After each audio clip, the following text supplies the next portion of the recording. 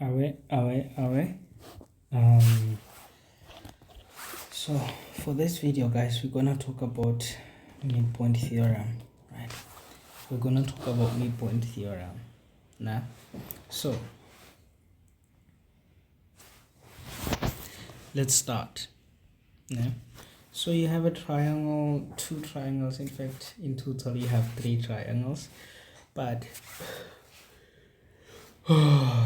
so our focus is our focus is, you can see, DA is the same as BD and AE has the same length as EC. Right, so here's what we're going to do, right? We're going to construct, let me see. So we're going to construct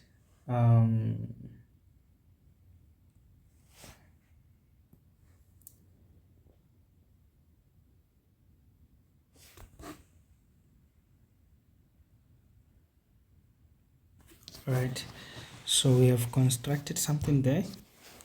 Let me see, A, B, C, D, E, let's call it F, right? So we have constructed line EF, right? And yeah, so there are plenty of things we're going to prove here. Without wasting any time, let's get started. So our first you will say in triangle A, D, E, and triangle EFC, right? So we are focusing on this triangle and this triangle, right? What is happening in those two triangles? Let's go. We have angle AED, right, which is the same as angle FEC, right? And this is vertically opposite angles. We have AE equals to EC, right? This one is given to us, and we have let's go, DE equals to EF, and this one will be by construction.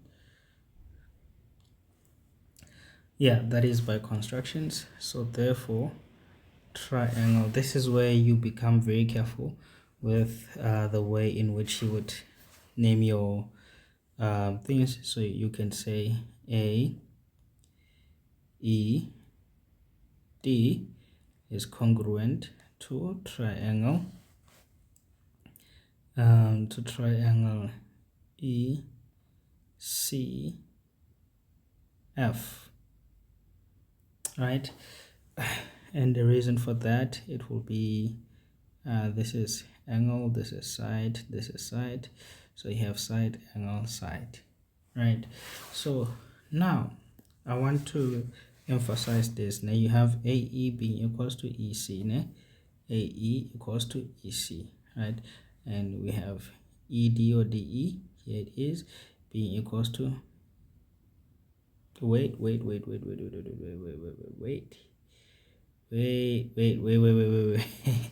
yeah, wait, because when you are starting there, it's fine, you can name your triangle whatsoever, so long as we are talking about this and this triangle, it's fine, right? But now when you write the congruencies, the sides, that when you write a triangle, this is congruent to triangle this, you have to be careful with the way in which you put your letters. So I would go again. I have AE, which is equals to E, wait, that is, well, I can say C E F, right? So I have AE being equals to, okay, let's go, AE equals to CE, right? And then ED equals to EF. That makes sense. And therefore ADCF, yeah, perfect. So you have to be you have to be very careful with how you write your conclusion, the concluding statement that this triangle is congruent to this triangle. Yeah, so that is what we have proven, right? That is what we have proven. But the question is, the question that you ask yourself is then, why did we bother to prove what we have just proven, right? Is there any particular reason we have proven what we have just proven, right? Hold on. So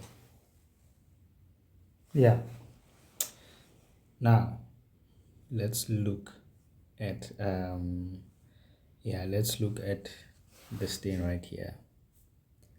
So we have on the proof itself, we have shown, of course, this and this are equal, vertical opposite, this and this are equal, and it was DE and EF equal. Therefore, the two triangles are congruent. That's what we have shown. And by the two graphs being, by the two triangles being congruent, remember, we're basically saying if we take them and put them together, they would fit right on top of each other, right? Perfectly, right? So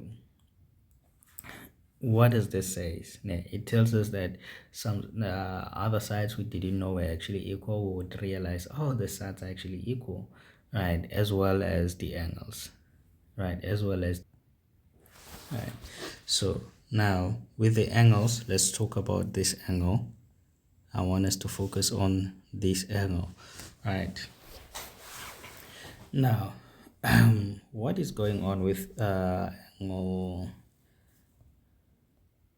A, D, E, and angle what? C, F, E. Right, what's going on with these two angles? You look at the congruence we have proven, or you can even you can quote it from here or from the triangle themselves. But since the two triangles are congruent, it makes sense that these two angles, they will be equal, right? Because now we have this angle and this angle, then this one will be equal to this one, right? And it will be equal to C. But now the focus is on these two angles, right? You realize that from congruency, right? From congruency we get that. That's why from after proving that the two triangles are equal, you will then say therefore these two angles, right, ADE and EFC, they are equal. We're getting that from congruency, right? But I want to minimize this. But now, yes, the two triangles are congruent. No, the two triangles are congruent, and we have these two angles that are equal. But the thing about these two angles, when you look at them, I think that's enough. No.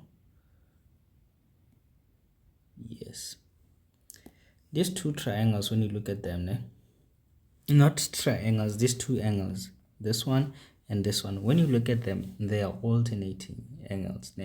So so after here you will then say but angle A D E and angle C F E, right, are they're alternating angles, well, and they are equal.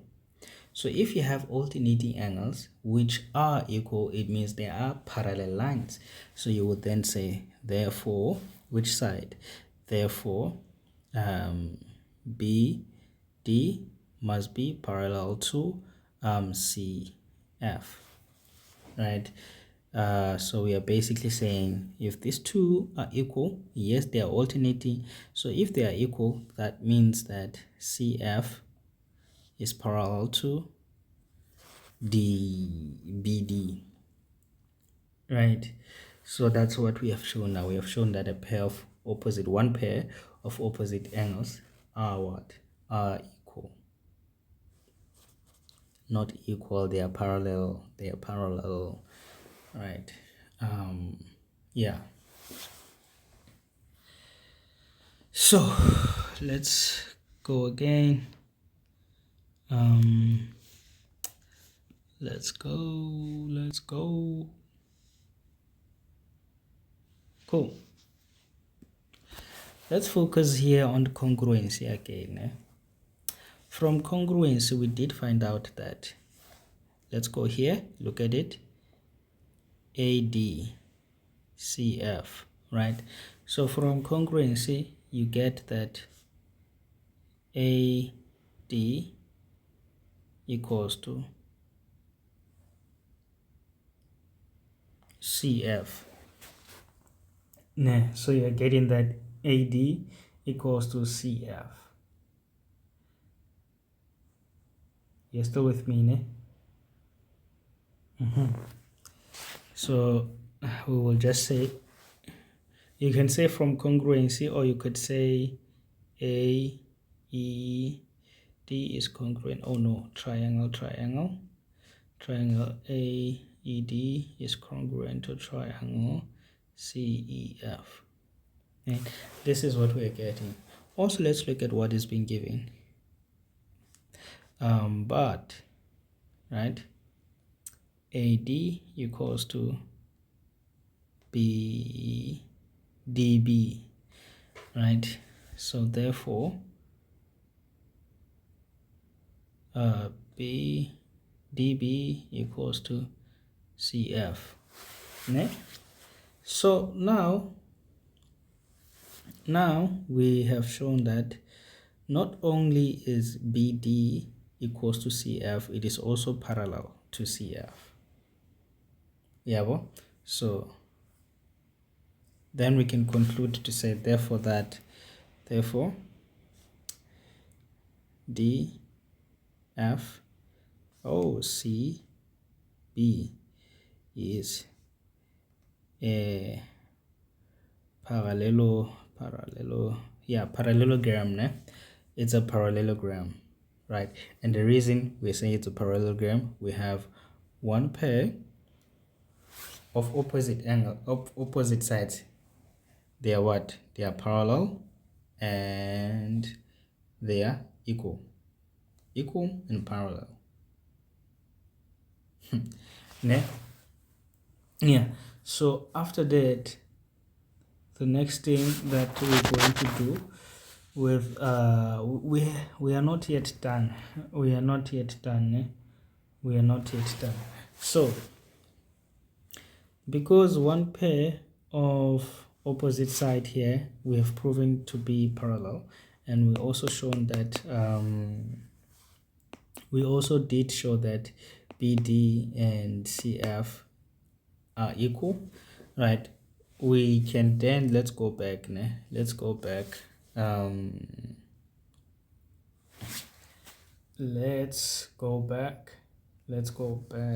So we also did show that from congruency here, when we were proving congruency, we said what did we say? We said DE equals to EF, right?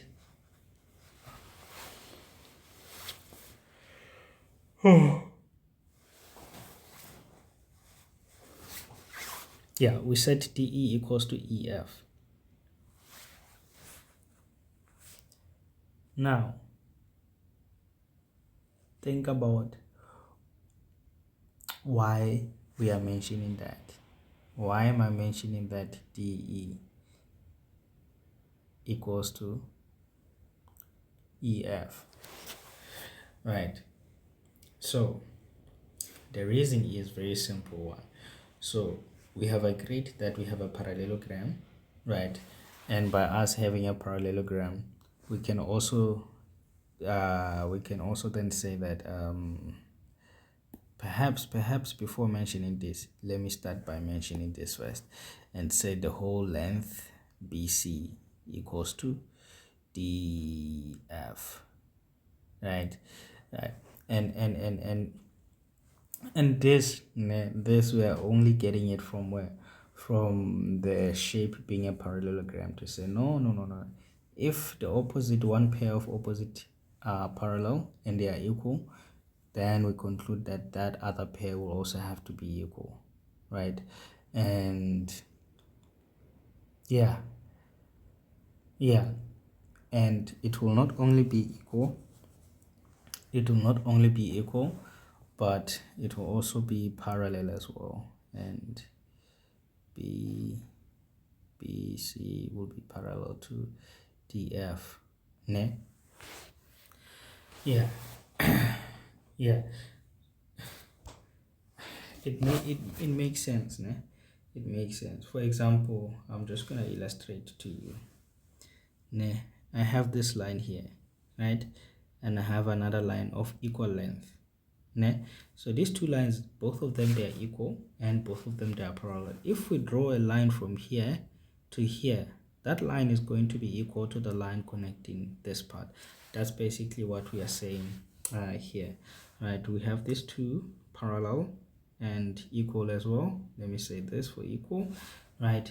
And when they join with this two, this will be parallel to and also equal, right? So that's what we're saying. So we know that they are parallel, we know that they are equal. Yeah. So after we know those things, let's look.